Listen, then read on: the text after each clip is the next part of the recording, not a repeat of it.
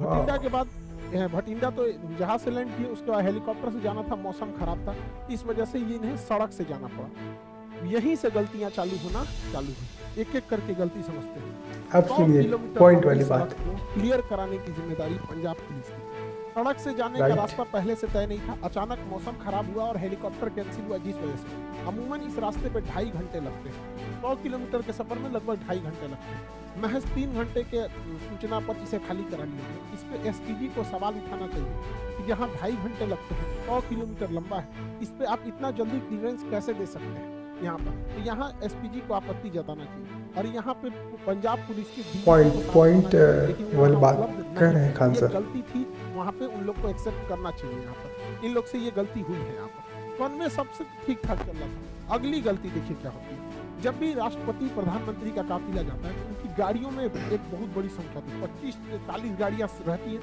ये गाड़ियों का एक ग्रुप रहता है, लेकिन इन गाड़ियों के ग्रुप के आगे 5-7 गाड़ियां चलती हैं, जिसे हम तो क्या हाल है मेरे नेशनल और इंटरनेशनल फ्रेंड, सब ठीक ठाक बढ़िया।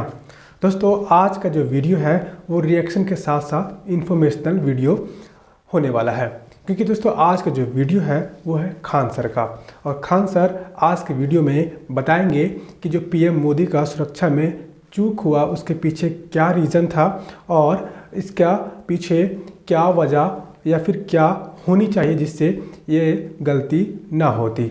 और जितने भी पीएम मोदी के सुरक्षा में कमांडो लगे होते हैं या फिर एसपीजी के जवान लगे होते हैं, उसमें क्या खासियत है और उनमें क्या क्या ऐसी काबिलियत है जो समय आने पर या मुसीबत आने पर अपनी सक्षम या फिर पावर दिखा सकते हैं। सब कुछ डिटेल में खान सर ने इस वीडियो में बताया है। तो ये वीडियो वीडियो को अंत तक आप जरूर देखेंगे और इस पर आप क्या सोचते हैं, हमारे पीएम मोदी की जो सुरक्षा में चूक हुआ इस पर आप क्या सोचते हैं, कमेंट बॉक्स में ज़रूर बताएं। तो चलिए शुरू करते हैं वीडियो को और देखते हैं इस पर खान सर ने क्या अपने तरीके से वीडियो में कहा है। जय हिंद। देखिए अभी हमारे प्राइम मिनिस्टर का जो दौरा था, पंजाब दौरा, और काफ़ी डिस्टर्ब रहा। इसमें कई सारे सिक्योरिटी ग्लिच भी आए थे सब। यहाँ हम लोग समझते हैं कि क्या क्या कमी हुई थी, क्या गड़बड़ी हुई, कौन किया था, ये सब के लिए हम लोग को बहस। सही बात है। इस गलती से आगे न दोहराया जाए, कहाँ कहाँ मेन जो की पॉइंट्स थे जहाँ पर इसको ध्यान रखना चाहिए था, वो उसको हम समझते। देखिए मेनली था हमारे प्राइम मिनिस्टर का पंजाब में दौरा था, जहाँ पर वो कई सारी योजनाओं का भी उद्घाटन करने वाले थे। ये चुनावी रैली भी थी, लेकिन कई सारे विकास की योजनाओं में भी था, कई बहुत महत्वपूर्ण योजनाएं भी थी। तो दिल्ली से ये भटिंडा गए थे बाई फ्लाइट। भटिंडा से हेलीकॉप्टर से जाना था हुसैनी वाला, फिर वहां से जाना था फिरोजपुर। हेलीकॉप्टर जो था MI-17 V5, वही वाली जो बिपिन रावत सर का जो क्रैश हुआ था। तो हेलीकॉप्टर को पहले 2 बार उड़ा के, जो हेलीकॉप्टर इसमें यूज़ करने वाला जो होता वो बिपिन रावत सर का जो एक्सीडेंट हो गया था वही था, लेकिन मौसम ख़राब होने की वजह से वो नहीं जा पाया और जो लास्ट में जो डिसीजन हुआ वो जो हमारे प्रधानमंत्री हैं वो बाय रोड जाने के लिए। तो चलिए आगे देखते हैं। देखा गया मौसम बहुत खराब था, तो लास्ट टाइम पे डिसीजन लिया गया कि सड़क से जाना है। सड़क से जाने था हुसैनी वाला, उसके बाद यहाँ से 25 किलोमीटर आगे फिरोजपुर। ये दोनों ही जगह जो है पाकिस्तान बॉर्डर के एकदम करीब है, लेकिन हुसैनी वाला से पहले ही करीबन वो 15 से 20 किलोमीटर डिस्टेंस, ज़्यादा दूर नहीं है वहाँ से। अब इसको टोटल एक एक करके हम लोग समझते हैं। प्राइम मिनिस्टर की सिक्योरिटी बहुत प्राइम लेवल की होती है, सबसे बेस्ट सिक्योरिटी मानी जाती है। इनके काफी गाड़ियां होती है, बुलेट प्रूफ होती है। अभी सुने होंगे 7 करोड़ की एक गाड़ी आई है बुलेट प्रूफ गाड़ी, काफी जबरदस्त गाड़ियां होती हैं इनमें। हमेशा आगे चलने पे रोड को क्लियर करा दिया जाता है। तो ये उनकी सिक्योरिटी में जो लगे होते हैं SPG होती है, स्पेशल प्रोटेक्शन ग्रुप। आप इसमें डायरेक्ट कभी नहीं जा सकते हैं। आपको आर्मी या पैरामिलिट्री फोर्स या पुलिस में बहुत उसी से इसमें सिलेक्शन होता है, तो आपका सिलेक्शन इसमें होता है बहुत बेहतरीन ढंग के, तब आप बनते हैं SPG, special protection group. SPG दिखती है भले सूट में, लेकिन अंदर उनके पूरा बुलेट प्रूफ रहता है, हर चीज वो अंदर रखे रहते हैं। उनके पास बहुत ही लेटेस्ट हथियार होती है, पिस्टल्स होते हैं, आंख पर काला चश्मा होता है कि वो किधर देख रहे हैं पता नहीं चलता है, बुलेट प्रूफ सूट होती है, पिस्टल होता है, हर चीज से ये लैस होते हैं आधुनिक हथियारों से। प्राइम मिनिस्टर के पास 3 लेयर की सिक्योरिटी होती है। इनके सबसे पहले आसपास में जो होते हैं वो SPG के कमांडो होते हैं। SPG कमांडो के घेरा के बाद जो होती है वो पैरामिलिट्री के कमांडोज होते हैं, और उसके बाहर जो घेरा होता है उसमें पुलिस होती है। पुलिस के बाहर जो घेरा होता है उसमें ट्रैफिक पुलिस होती है। तो मेनली सिक्योरिटी के लिए 3-3 लेयर की सिक्योरिटी होती है। तो आप ये समझ सकते हैं कि हमारे प्राइम मिनिस्टर के लिए कितनी जबरदस्त लेयर की सिक्योरिटी होती है। एसपीजी कमांडो में भी कई लेयर होते हैं, कुछ होते हैं जो केवल प्रोटेक्शन देते हैं, कुछ हमला भी करते हैं। हमारे एसपीजी कमांडो के पास जब भी प्राइम मिनिस्टर चलेंगे देखिएगा इस तरह से बैग लेके लोग चलते रहते हैं। कुछ कमांडो हाँ, वो जो ये जो बैग था, जो भी आप देखेंगे कहीं भी हमारे प्रधान जो मोदी जी हैं कहीं भी जाएंगे तो उनके जो गार्ड हैं आसपास में एक बैग कैरी करते हैं। तो बहुत से लोगों ने वो ये कहते हैं कि उस पर परमाणु बम का बटन होता है, जब भी चाहेंगे वो परमाणु बटन वहाँ से दबा के किसी को भी वहाँ पे हमला कर सकते हैं। ऐसा मतलब सोशल मीडिया पर इस तरह की चीज़ें वायरल होती हैं। लेकिन आज खान सर बताएंगे कि उसका असली काम क्या है, तो सुनते हैं इन्हीं से। बैग लिए रहते हैं। अब देखेंगे इनके पास हथियार नहीं रहते, और ये जो बैग लिए रहेंगे हमेशा प्राइम मिनिस्टर के पास ही खड़े रहते हैं। ये बैग नहीं है, ये एक्चुअली बुलेट प्रूफ है। जब भी अटैक होगा तो ये बैग इस तरह से खुल जाता है, खुल जाएगा ऐसे, ये खुल जाता है और ये बुलेट प्रूफ होता है। इसको लेके हम हमारे प्राइम मिनिस्टर को चारों ओर से घेर लिया जाता है ताकि बुलेट्स ना लगे। ये जरूरी भी है, हमारे देश के प्राइम मिनिस्टर है, उनकी सिक्योरिटी में कहीं भी कमी नहीं होनी चाहिए। अब हुआ क्या, दिल्ली से वो पंजाब गए। पंजाब एक्चुअली पाकिस्तान से एकदम करीब है, बॉर्डर ही बनाता है। तो पंजाब में यहाँ पर है फिरोजपुर, आप देखिए पाकिस्तान से एकदम सट के है यहाँ पर। तो यहाँ जब गए भटिंडा एयरपोर्ट पर उतर गए। भटिंडा एशिया की सबसे बड़ी सैनिक छावनी है, बहुत ज्यादा मान लगभग 1.5 लाख फौजी रहते हैं वहाँ। भटिंडा के बाद भटिंडा तो जहाज से लैंड किए, उसके बाद हेलीकॉप्टर से जाना था, मौसम खराब था, इस वजह से ये इन्हें सड़क से जाना पड़ा। यहीं से गलतियां चालू हुई, एक एक करके गलती समझते हैं। अब सुनिए पॉइंट वाली बात। सड़क को क्लियर कराने की जिम्मेदारी पंजाब पुलिस की थी। सड़क से जाने का रास्ता पहले से तय नहीं था, अचानक मौसम खराब हुआ और हेलीकॉप्टर कैंसिल हुआ, जिस वजह से हुआ। अमूमन इस रास्ते पे 2.5 घंटे लगते हैं। 100 किलोमीटर के सफर में लगभग 2.5 घंटे लगते हैं। महज 3 घंटे के सूचना पर इसे खाली करा लिया गया। इस पे एसपीजी को सवाल उठाना चाहिए कि जहां 2.5 घंटे लगते हैं, 100 किलोमीटर लंबा है, इस पे आप इतना जल्दी क्लियरेंस कैसे दे सकते हैं यहाँ पर। तो यहाँ एसपीजी को आपत्ति जताना चाहिए। और यहाँ पे पंजाब पुलिस पॉइंट वाली बात कह रहे हैं खान सर, ये गलती थी, वहाँ पे उन लोग को एक्सेप्ट करना चाहिए। यहाँ पर इन लोग से ये गलती हुई है। यहाँ पर कॉन्वे सबसे ठीक ठाक चल रहा था। अगली गलती देखिए क्या होती है, जब भी राष्ट्रपति प्रधानमंत्री का काफिला जाता है तो उनकी गाड़ियों में एक बहुत बड़ी संख्या होती है, 25 से 40 गाड़ियां रहती हैं।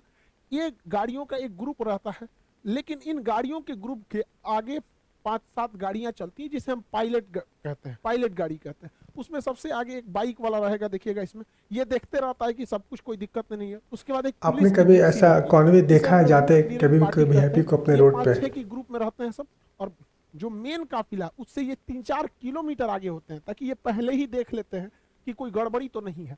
तो जो रूट क्लियरिंग पार्टी थी, जो पायलट गाड़ी थी, इनको दिखाई नहीं, इन लोग की लापरवाही देखिए, इन लोग को नहीं दिखा कि सामने ट्रैक्टर लगाया गया है, रास्ता जाम है। कैसे ये लोग यही रास्ता बताते रहते हैं, वायरलेस पे पीछे कांटेक्ट में रहते हैं। जो मेन काफिला होता है हमारे प्राइम मिनिस्टर का, वो पीछे रहता है 3-4 किलोमीटर, और ये वायरलेस पे रहते हैं कि ऑल क्लियर। हर किलोमीटर पे ये बताते रहते हैं कोई दिक्कत नहीं है, कुछ भीड़ है, यहाँ है, बाकी सब क्लियर। इन लोग को नहीं दिखा कि किसान ट्रैक्टर लेके सड़क के किनारे आए हैं। तो इन लोग की भी गलती है, पहले पायलट क्लियरेंस दिया कैसे गया और सड़क पर फंस कैसे गया। तो यहाँ पे भी ये गलती हुई, जो पुलिस की गलती। यहाँ पे जो है खान साहब बहुत पॉइंट वाली बात कह रहे हैं कि गलती केवल आप स्टेट गवर्नमेंट को और फिर स्टेट की जो सिक्योरिटी एजेंसियाँ है उसको आप नहीं दे सकते, क्योंकि प्रधानमंत्री की जो सिक्योरिटी है वो सेंट्रल संभालती है। और उनको भी ये सोचना चाहिए कि जब इतने लंबा 2.5 घंटे का रास्ता है, आप 1 घंटे में कैसे खाली हो गया, वहाँ पे भी थोड़ा सा इनको सवाल करना चाहिए था कि खाली अगर हुआ तो किस बेसिस पे तो जल्दी खाली हुआ। और बात है प्रधानमंत्री, वो पूरे देश के प्रधानमंत्री, किसी एक पार्टी के प्रधानमंत्री नहीं है। तो अगर प्रधानमंत्री को होता है तो हम लोग सभी को चिंता का विषय है। हमारे प्रधानमंत्री सुरक्षित हैं तभी हमारा देश सुरक्षित है। और उनके सुरक्षा में इतनी बड़ी चूक एक बहुत बड़ा सवाल खड़ा होता है। चलिए आगे फिर देखते हैं खान सर ने क्या अब तक गलती बताएं, ये सारी पुलिस की थी। अब एसपीजी से कहाँ मिस्टेक हुआ उसको हम समझते हैं। स्पेशल प्रोटेक्शन ग्रुप बहुत बेहतरीन है, उनके अरुण कुमार सिन्हा, AK सिन्हा जी हैं, चीफ हैं, अभी IPS अधिकारी हैं। ये बहुत हायर रैंक होता है। कितना बड़ा ये लोग बेवकूफ़ी किए हैं जरा सोचिए। PM का काफिला लगभग आधे घंटे 20 से 30 मिनट फ्लाईओवर पे रोका है लोग। बुद्धि देखिए ये लोग का, मतलब पुल पे रोक दिए हैं प्राइम मिनिस्टर को। क्यों? तो भैया पुलवा आगे से जाम है। अच्छा ये बताओ, अगर पीछे से जाम कर देता तो पुलवे पर अटक जाता, अरे भैया, अगर आपको 20 मिनट रोकना था, आपको लग रहा था जाम है, तो थोड़ा सा पीछे आके रुकते हैं। पुलवा पे चढ़ के काहे लिए रोके हैं? फ्लाईओवर पे हमने प्रधानमंत्री को रोक देंगे भाई? ये एनएसजी कैसे रोकेंगे एसपीजी भाई? से सवाल होना चाहिए कि, और ये प्रोटोकॉल में लिखना चाहिए, हिस्ट्री में जो डिफेंस है उसमें पढ़ाना चाहिए कि किसी भी प्राइम मिनिस्टर, राष्ट्रपति या वीवीआईपी को फ्लाईओवर पे नहीं रोक सकते। यहाँ आप 20 मिनट रोक दिए। अगर दोनों ओर से प्रदर्शनकारी के रूप में कोई और अभी आ जाता, क्योंकि ये बॉर्डर से एकदम महज 20 किलोमीटर यहाँ से पाकिस्तान आ जाता है, पाकिस्तान की सीमा चालू हो जाती है, तो काफी करीब है। और नीचे से अगर फ्लाईओवर को उड़ा देता सब कोई आईडी या विस्फोटक लगा के, तो सारा काफिला नीचे चलाता है यहाँ पे। ऐसा ऐसा तो दिमाग लगा रहे हैं लोग। भाई आप थोड़ा सा पीछे हट जाते, सड़क पे रहते, कभी कुछ होता तो भाग तो सकते थे इधर उधर। फ्लाईओवर दोनों ओर से जाम हो जाता, कहाँ जाते हैं आप लोग? यहाँ पे गलती एसपीजी की थी। आप लोग को जवाब देना चाहिए। आपको क्या लगता है, ये खान सर जो बोल रहे हैं वो सही है या फिर गलत? आप कमेंट बॉक्स में ज़रूर अपनी ये प्रतिक्रिया दे कि क्या फ्लाईओवर पर प्रधानमंत्री जी को 20 मिनट तक रोकना, क्या ये सही डिसीजन था या फिर नहीं? आप कमेंट बॉक्स में आपका प्रतिक्रिया का मुझे इंतज़ार रहेगा। हम लोग तो भाई बताते हैं कहाँ गलती। दूसरी गलती, फ्लाईओवर पे जब हमारे प्रधानमंत्री कह रहे हैं कि हम जिंदा वापस आ गए, मतलब सिचुएशन क्रिटिकल हुई होगी वहां पर, तभी वो ऐसा स्टेटमेंट दे रहे हैं। जब इतना स्टेटमेंट हो गया और आपको वापस लेके आना है, तो आप आधा घंटा बाद लेके आइएगा जी। एसपीजी वाले लोग, आप जवाब दीजिए कि हमारे प्राइम मिनिस्टर अंदर बैठे हुए हैं यहाँ पर। अब देखिए हल्का सा मास्क दिख रहा होगा आपको। जब यू टर्न लेना है, देखिए कि आगे किसान है, इंटेलिजेंस रिपोर्ट आपको पहले से पता होगी, माहौल देख लीजिए क्या है क्या नहीं, तुरंत लेके हटिए। 2 से 3 मिनट हो गया, हाँ भाई खत्म, कैंसिल हुआ रैली, कैंसिल हुआ प्रोग्राम, हम वापस लेके आएंगे। तो एसपीजी हमारे प्रधानमंत्री को आधा घंटा रोक के रखेगी। यहाँ एसपीजी को भी जवाब देना पड़ेगा कि आप आधा घंटा काहे लिए रोक के रखे, वापस तुरंत लेके आना चाहिए।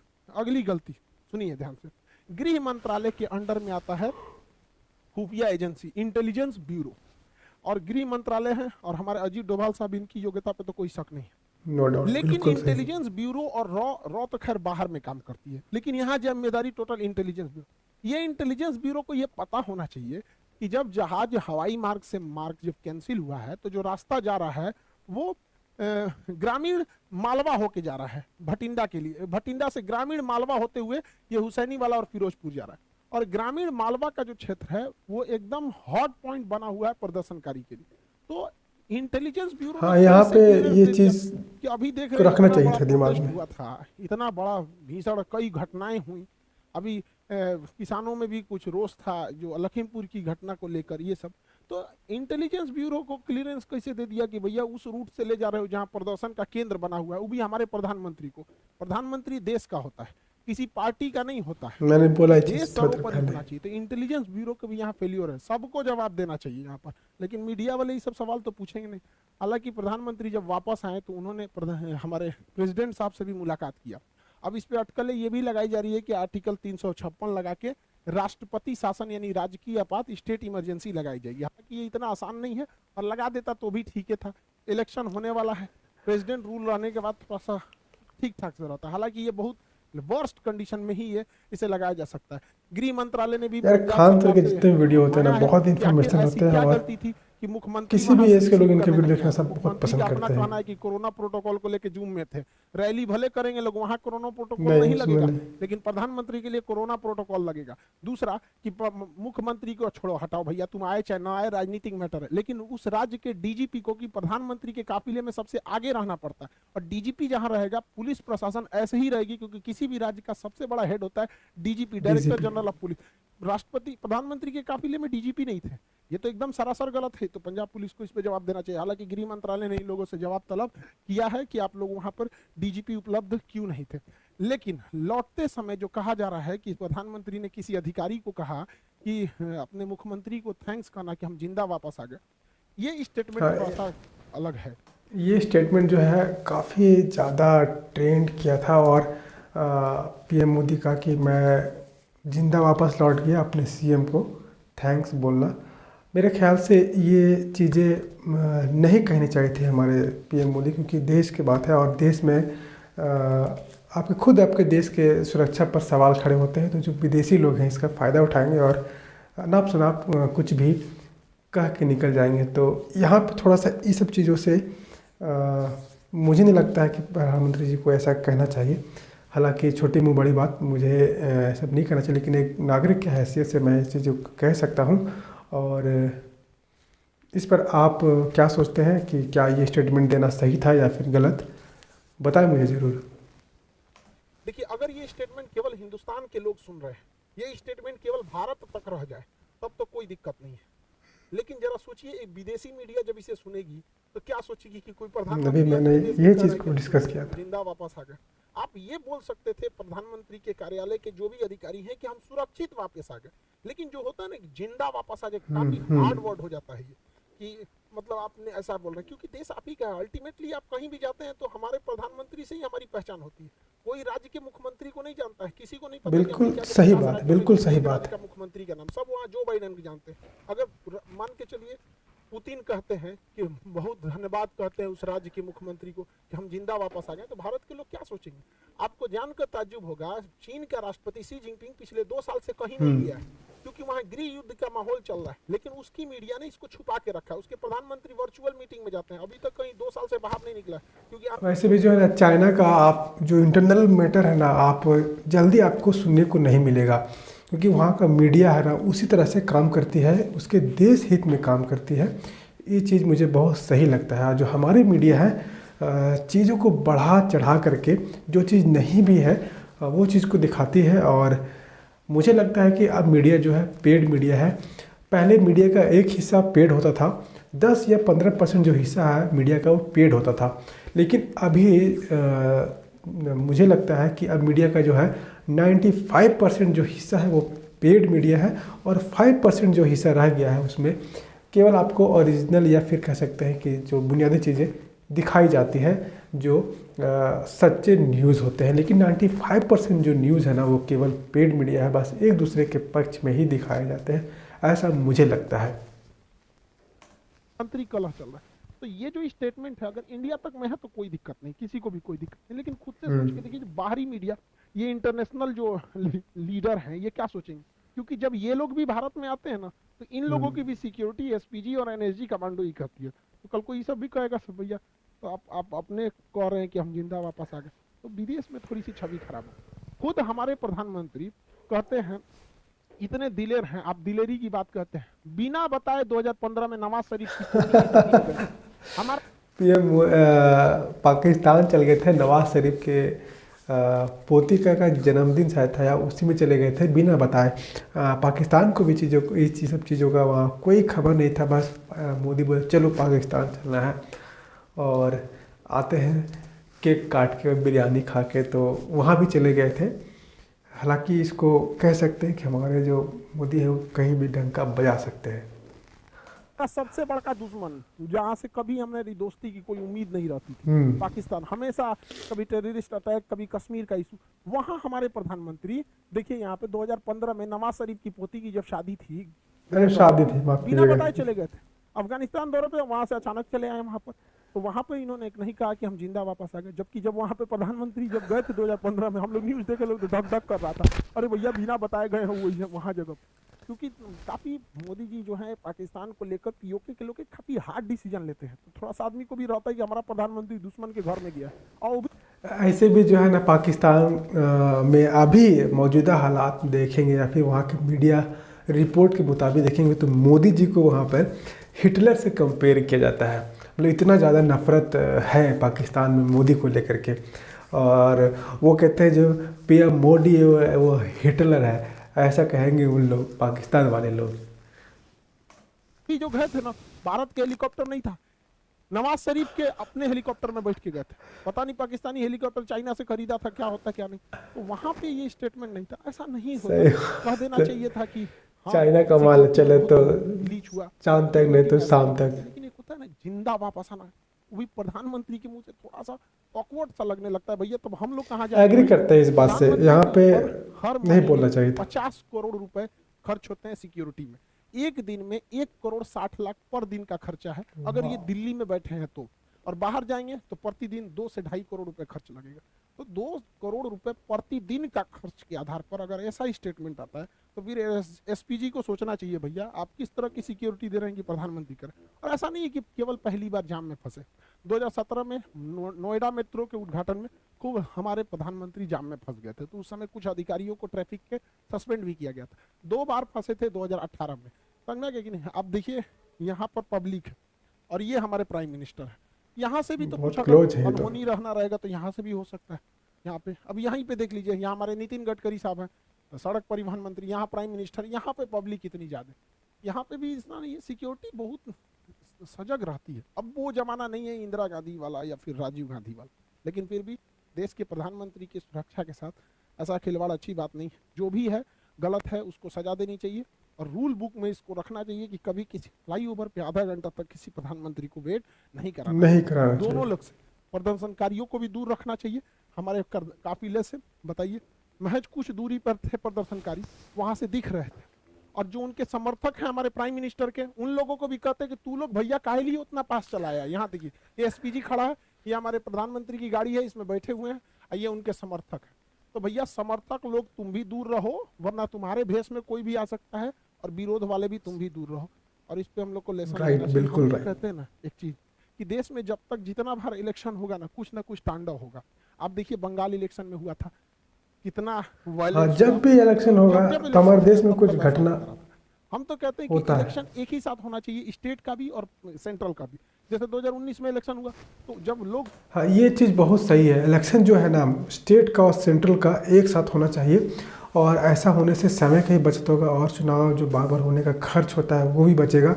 और प्लस में जो है हमारे देश में देखेंगे हर एक 4 महीने 5 महीने बाद एक नया इलेक्शन आता है, सब नेता मंत्री सब उसी में व्यस्त हो जाते हैं। इस तरह हमारा जो एडमिनिस्ट्रेशन का काम है वो रुक जाता है, और बस एक पक्ष दूसरे पक्ष को दोष ठहरा रहा है, उसको इसको दोष ठहरा रहा है, बीच में जो है आम जनता बिल्कुल बुरी तरह से पिस जाती है। तो ये चीज़ जो है दोनों साथ में होना चाहिए। इस पर आप क्या सोचते हैं? कमेंट बॉक्स में एक पोल डालूंगा कि हाँ या नहीं, साथ में होना चाहिए या फिर नहीं अलग अलग होना चाहिए। इस पर आप जरूर अपना वोट कीजिएगा। वोट डालने गए उसी समय वो सीएम का भी चुनाव करा लेते हैं, एक ही कमरे में 2 ईवीएम मशीन लगा देते। बार बार इलेक्शन कराने पे हमारे जो नेताओं को काम करना चाहिए वो भी नहीं करते, हर 3-4 महीना का गैप देके इलेक्शन में बिजी हो जाते हैं। अब जैसे 2024 में इलेक्शन होना है तो 2024 में ही क्या कर दीजिए भैया, आज एक ही साथ राज्यों का भी इलेक्शन करा लीजिए। ईवीएम जो मशीन होती है, ईवीएम मशीन यहाँ पे 2 लगा दीजिएगा। हाँ भैया पीएम वाला चुनाव है, लोकसभा का दे दीजिए, या सीएम वाला चुनाव है, दोनों वोट दीजिए, एक साथ खत्म करके बैलेंस कीजिए। इससे 60,000 करोड़ रुपए की बचत होगी। राज्यों के चुनाव में 60,000 करोड़ रुपए का खर्चा होता है। सोच सकते हैं उतना से सारे किसानों का कर्जा माफ किया जा सकता है, एक बहुत बड़ी समस्या खत्म होती है। आपको क्या लगता है सेंट्रल और स्टेट दोनों का इलेक्शन एक साथ होना चाहिए कि नहीं? बार बार हम कब तक लड़ते रहेंगे, एक दूसरे के नाम पे, पार्टियों के नाम पे लड़ेंगे? देखिए यही बात मैं थोड़ी देर पहले आपको बताया था। कभी पढ़ाई लिखाई की बात होती तो भैया 5 साल में एक बार लड़ लो, फिर मिलजुल के रहो अच्छे से। सेंट्रल वाले भी पूरा काम करते रहे, आधा समय तो चुनाव में बिजी रहता है। खैर जो भी हुआ गलत हुआ, प्राइम मिनिस्टर के साथ ऐसा नहीं होना चाहिए। हम लोग को भाई जहाँ जहाँ गलती हुई वो हम बताएं, कौन गुनहगार है उसको सजा देना सेंट्रल का काम है, सेंट्रल अच्छे से करेगी। आई होप आप समझ गए होंगे। मिलेंगे नेक्स्ट क्लास में। जय हिंद।